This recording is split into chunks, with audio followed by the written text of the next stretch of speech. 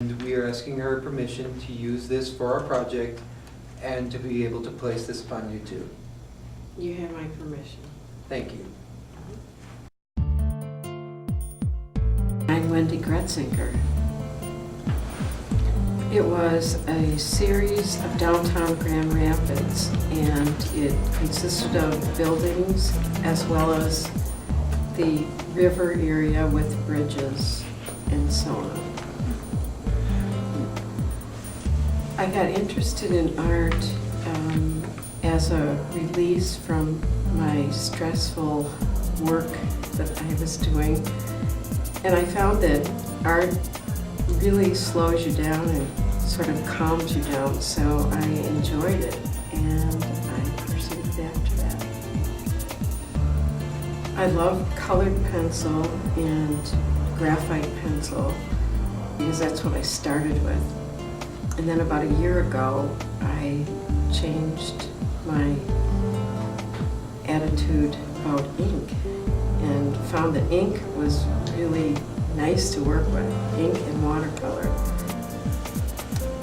I was at Frederick Meyer Gardens and I took a class, and the instructor at that time was John Knight, and he really encouraged me to do more of the colored pencil.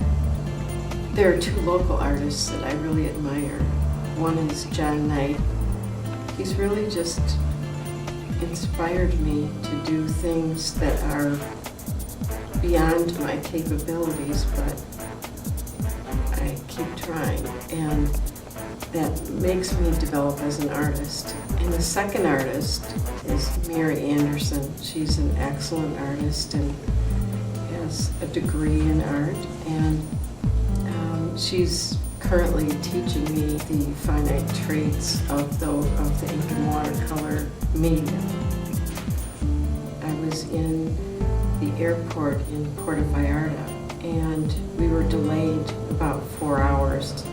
So I pulled out my art that I was working on. It was a cat, and I was just sketching it. And this guy from Chicago saw me and saw the art. He took his card out and set it down next to me and said, "When you get back into the United States, contact me because I have a project for you."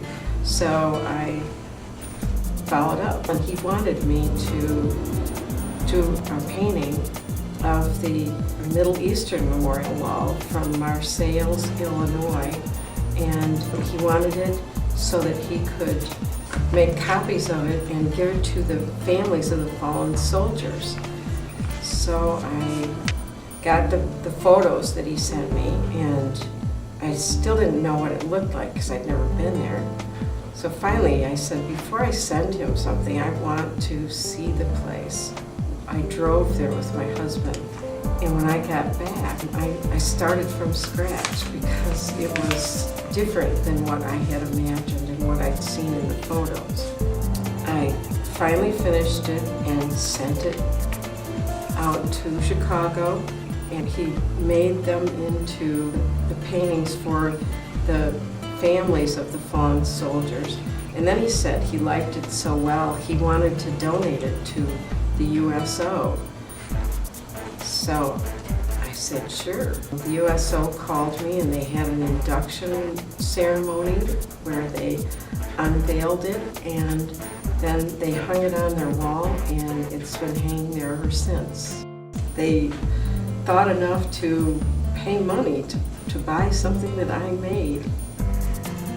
Oh, I guess I would say, I know it's a tough road, but everything you do it takes a lot of practice, and if you really enjoy it as much as I do, I would just say keep practicing and take advantage of any opportunities that you get to exhibit or to do as a commission. I know a lot of people will say, oh, I'm not good enough to do that, or I've never done a building before, I've never done an animal before.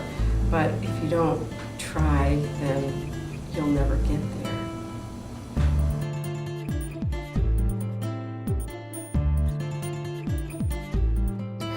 I think I've been lucky.